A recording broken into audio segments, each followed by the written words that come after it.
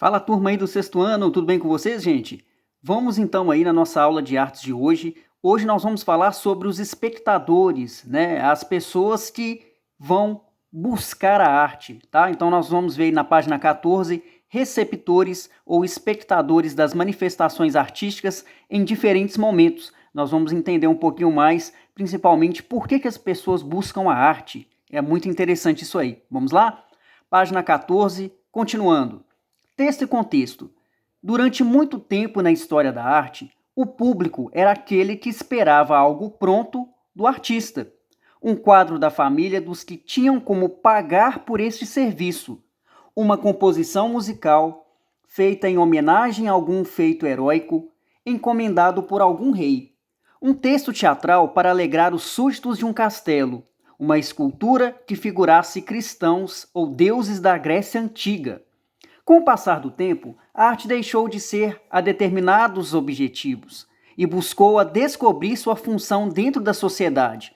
Isso se deu também pela ampliação das escolas de belas artes, espalhadas pela Europa, que buscavam mais autonomia nas suas pesquisas artísticas.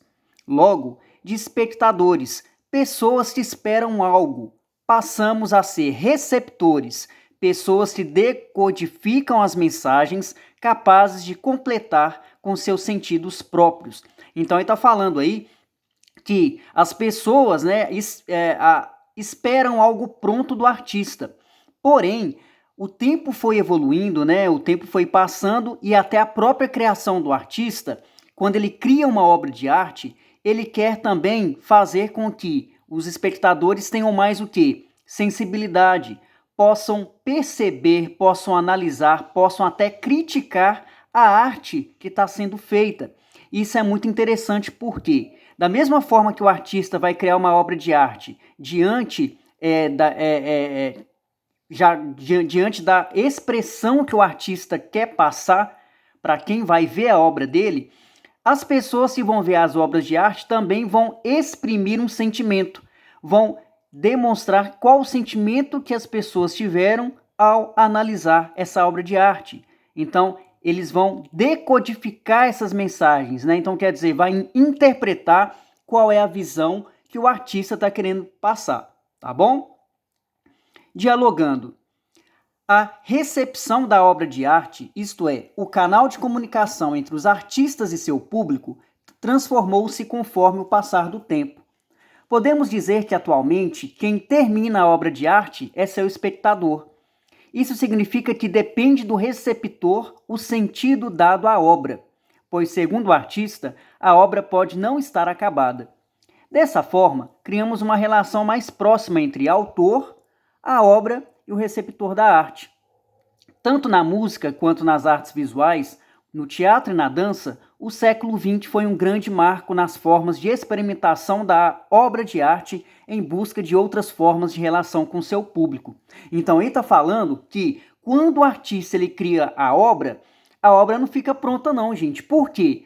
O artista ele vai precisar do feedback, ele vai precisar da resposta do público. Se o público vai gostar da obra dele, se o público vai trazer uma crítica diferente daquela que o artista ele pensou para criar a obra de arte.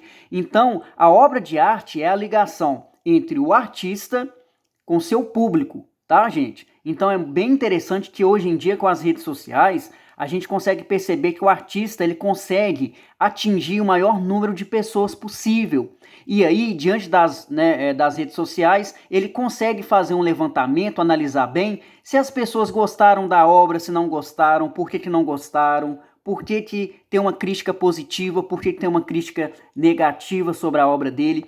E daí ele vai tendo esse canal de comunicação, né? Ele vai perceber qual é o sentimento que a obra dele gerou para o público, tá?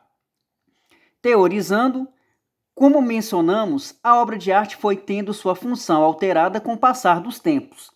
Na arte pré-histórica, vemos, pelas pinturas rupestres, os modos pelos quais um homem primitivo se relacionava com seu mundo. Na Idade Antiga, a escrita é desenvolvida, hieróglifos no Egito, e podemos ver nas obras de arte a intrínseca relação de adoração à vida após morte, principalmente nos registros egípcios. Então aí a gente já viu, né, sobre essa condição da vida depois da morte, aí quando nós estudamos sobre a história dos egípcios, né, do Egito, e a gente consegue perceber essa relação de vida após morte é muito forte, porque os hieróglifos egípcios contavam essa história, né, de um faraó. Até então conta-se a história dele para que seja lembrado mesmo depois da morte dele. Então isso é muito forte. São expressões artísticas, né? A ideia de criar o hieróglifo na parede, isso é uma referência artística. É uma forma de deixar guardada essa arte por muitos e muitos anos. Na Idade Média, essas questões religiosas estão pautadas pela crescente difusão do cristianismo e do monoteísmo, adoração a um só Deus. Nesse período, a arte gótica estava presente na construção das igrejas com seus vitrais que contam as passagens bíblicas. Então aí a gente está vendo aí os vitrais góticos, né, que são esses vidros das igrejas góticas, totalmente decoradas com temas de santos, e isso é bem interessante. Na Idade Média isso era muito forte, para mostrar a presença e da importância do cristianismo, tá? E do monoteísmo, que é a adoração a um Deus só, tá? Então isso é muito importante. A arte gótica trouxe essa inovação de vidros coloridos com temas religiosos, tá, gente? Na Era Moderna, a Renascença foi marcada como outro modo de pensar e criar a arte. Muito mais ligada às redescobertas greco-romanas, a arte inspirava-se no pensamento de liberdade frente aos preceitos religiosos. Também foi na chamada Era da Razão que inúmeros avanços na área científica começaram a aparecer. Fé e razão eram os temas preferidos dos artistas da época.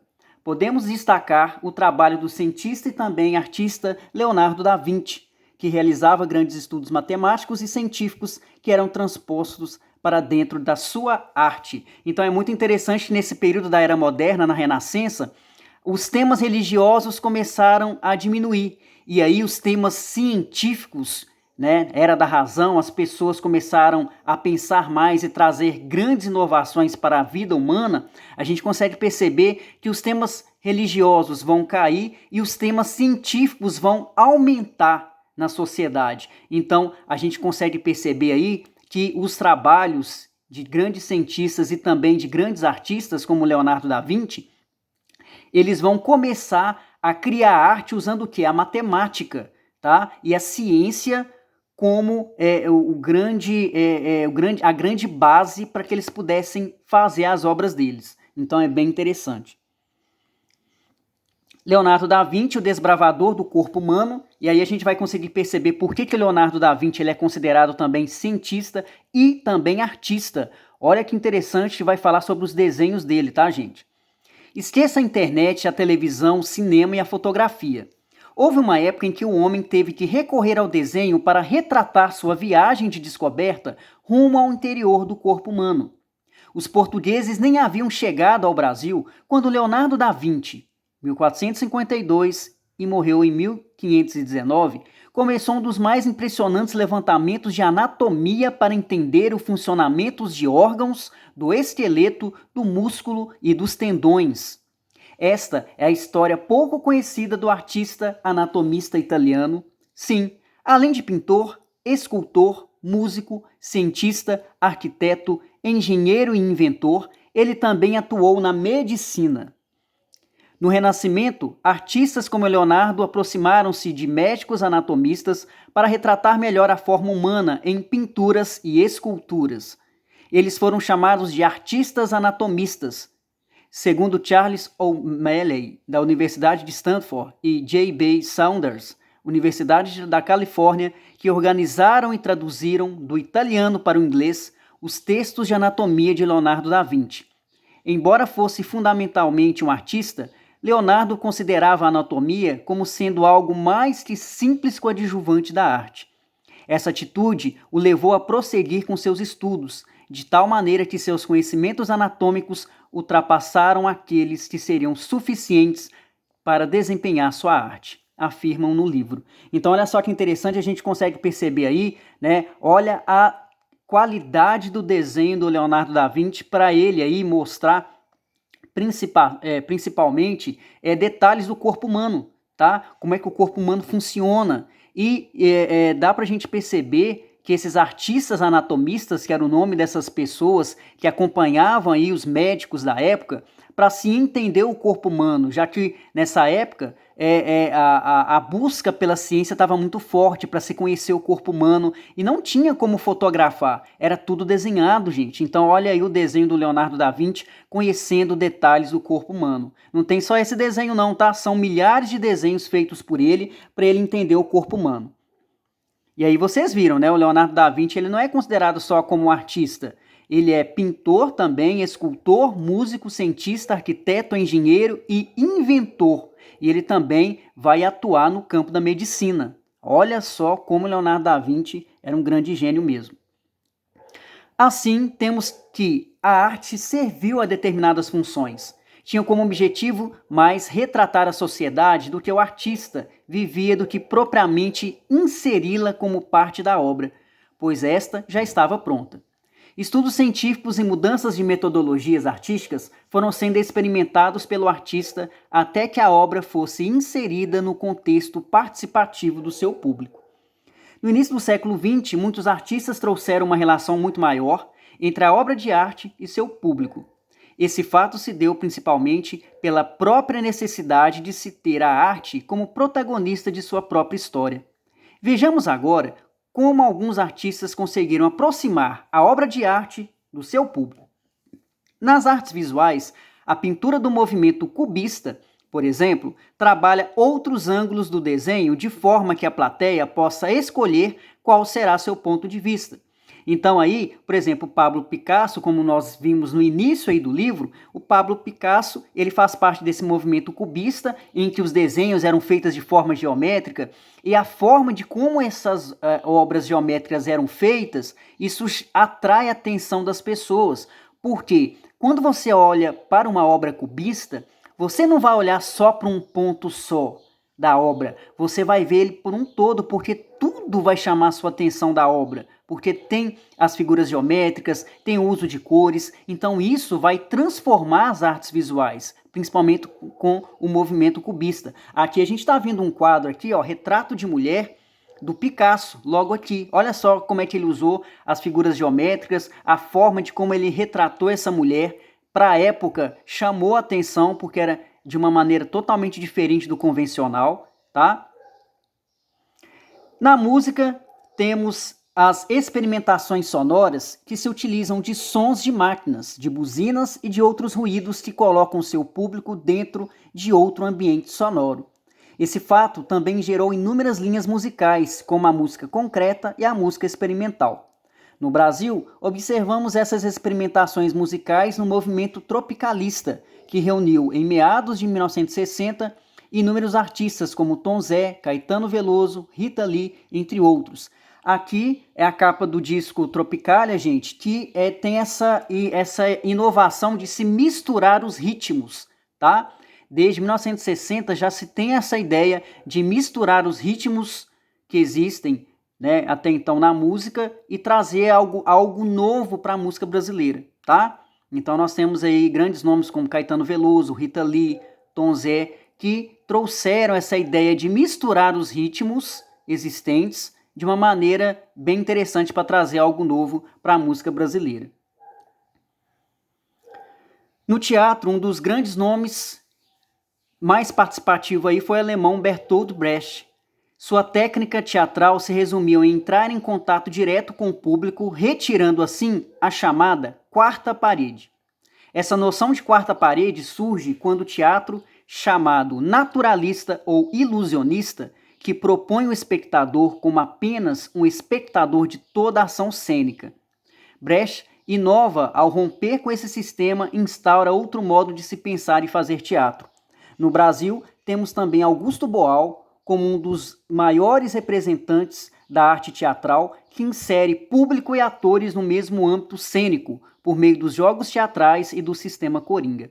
Então aí nós temos dois grandes nomes, né, que é o Bertolt Brecht e o Augusto Boal. O Bertolt Brecht ele vai usar uma técnica que vai fazer com que o público possa participar de um teatro, tá? De uma maneira mais direta, não se, né? E é interessante porque essa noção aí do Bertolt Brecht, que ele fala aí, ele vai propor o espectador como apenas um espectador de toda a ação cênica. Então ele vai fazer com que o público possa interagir e observar a ação cênica como um todo. Já o Augusto Boal, ele vai fazer o teatro, porém, ele vai incluir o quê? Ele vai colocar o público para participar das cenas teatrais. Olha só que interessante. Ele tira o público que está sentado para participar da cena teatral. Então é isso que é interessante, tá? Na dança temos figuras femininas muito importantes que ousaram sair das pontas da sapatilha de balé e experimentaram outras formas corporais para além dos movimentos clássicos do balé. Uma dessas figuras é a bailarina Isabella Duncan, que trouxe outras formas de relação entre sua coreografia e os modos pelos quais ela criava outras sensações para seu público. Então nós temos aí na dança a Isabella Duncan, que vai mostrar, né, que ela pode ousar, ela pode criar outras coreografias além do balé, tá? E ela vai mostrar que existe essa possibilidade de usar o balé, mas ousar com novas coreografias no estilo de dança dela. Então ela vai trazer aí movimentos clássicos do balé, mas de uma maneira mais solta, mais chamativa. E o nome dela foi gravado aí dentro dos estudos da arte por ela inovar essa nova dança, essa nova forma de se dançar dentro do balé. Tá, gente? Pessoal, é o seguinte, essa partezinha final aqui, nós vamos estar fazendo de outra forma, tá? Então fiquem ligadinhos aí na postagem que vocês vão entender qual que vai ser a atividade de hoje. Tá bom, turma? Desde já, muito obrigado. Deus ilumine vocês.